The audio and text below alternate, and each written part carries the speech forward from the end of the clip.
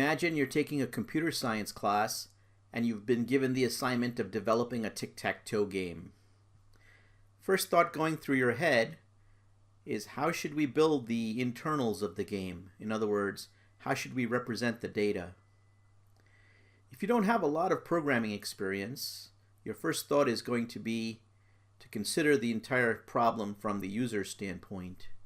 Specifically, looking at what you see here on the screen, you realize that the user is going to need to see the X's and the O's, whether they're represented as either strings or inside some GUI in your program. So your first thought might be to build a model like this one, where the board is created using a two-dimensional array of strings with the letters O and X used to represent the O's and the X's in the game. Furthermore, when it comes time to manipulate this board from the computer standpoint, you might be tempted to use the exact same model to do so. Let's take a look at what the advantages and disadvantages are of such an approach. First of all, by using this model, we can have a single model that we use for the computer as well as for the user. But what are the disadvantages? Let's consider what we might have to do on this tic-tac-toe game. One thing we might have to do as the game progresses is try to figure out when someone has won so that we can stop the game and announce the winner. What would the code look like for such a method to figure out when the game is over? Consider this method, which we've shown a small piece of. Here's typically the kind of code that would result from a model such as this one. You can see here we're trying to figure out if there are X's across the first row. And to do that, we've taken all these dot equals methods and ANDed them together. Is this the most efficient way for the computer to process the board? If we think about it a little bit, we realize that computers struggle when it comes to string processing. But they're much better when it comes to processing numbers such as decimals or integers or even Boolean expressions.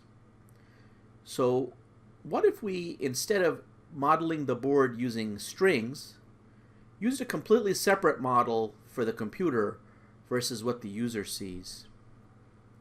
What should we use then as our data type in our two-dimensional array if we're not going to use strings? Well, your first thought might be that we can use a Boolean model. For example, we can allocate the false value to the O's on the board and allocate the true value to the X's on the board. If we did that, the board you see on the left could be modeled as you see on the right. But is this going to work?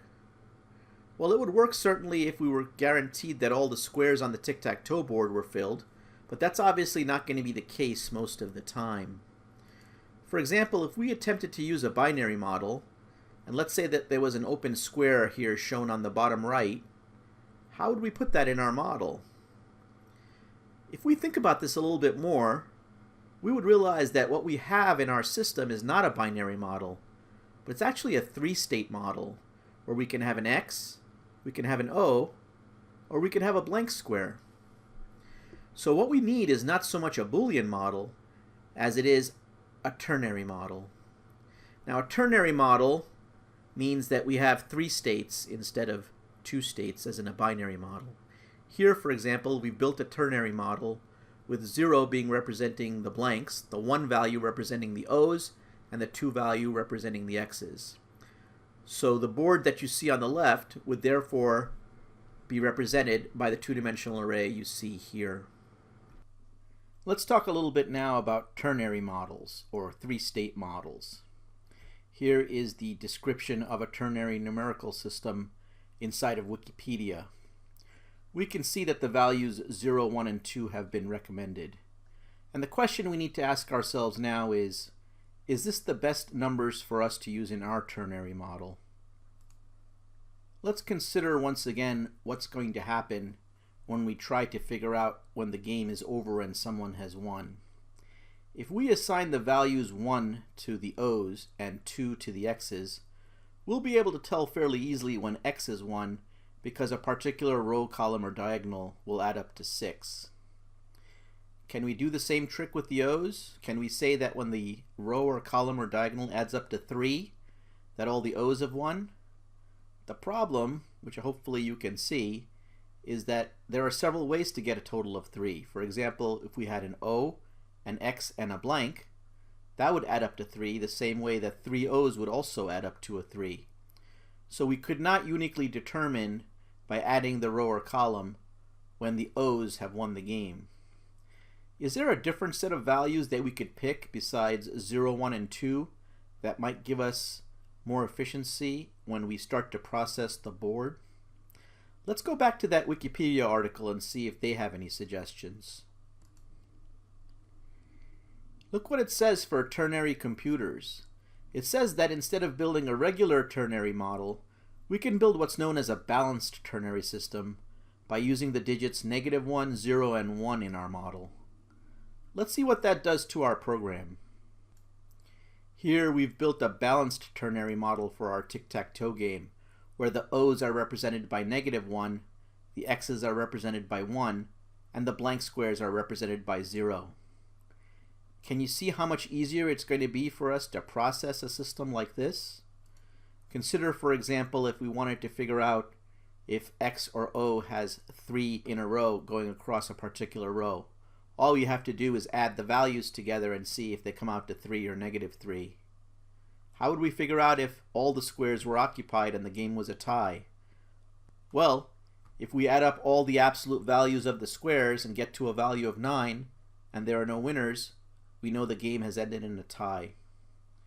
Notice how much easier it is for the computer to process the -1s and the 1s and the 0s versus the original strings that we had started with in our first model.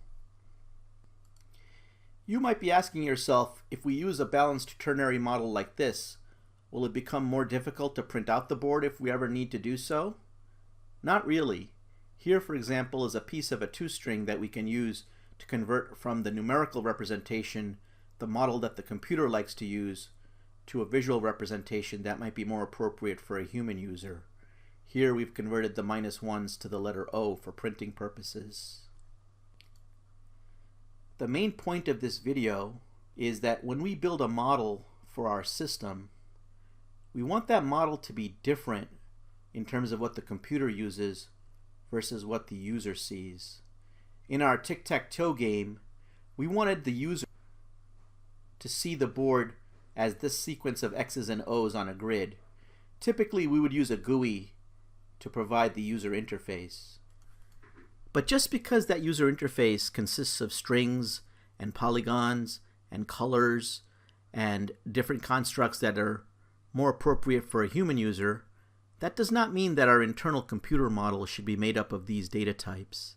Instead, it is usually the case that we want to create a separate and distinct model for what the computer sees, typically made up of numbers, booleans, and in some rare cases strings as well when they're absolutely necessary. But if we were to keep these models separate, it makes it much easier for the computer to process the data, and that is the main point of modeling.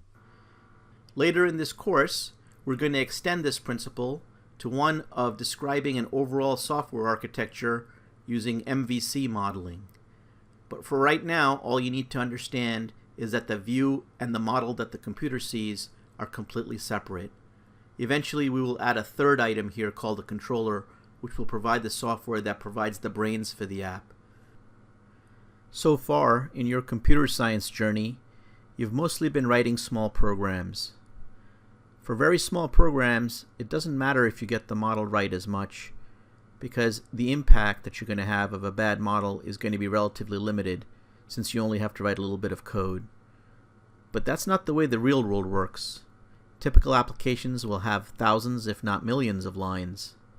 If that's the case, having the right model is going to be far more important, because the impact it's going to have on the size of the code will be dramatic. Right now, you're tempted as soon as you get the problem in your hand to go sit down at a keyboard and start typing away without doing any kind of model design. This is such a common problem in computer science. Look at this t-shirt. Can you see what it's trying to say? What we're trying to say in this video is that if you take a little moment aside and do some planning and build a good model, it's going to dramatically shrink your code base, and it's going to result in a much more efficient app as well. Even though we're going to be building relatively small programs in this course, we still want to get to good modeling habits for later on in life.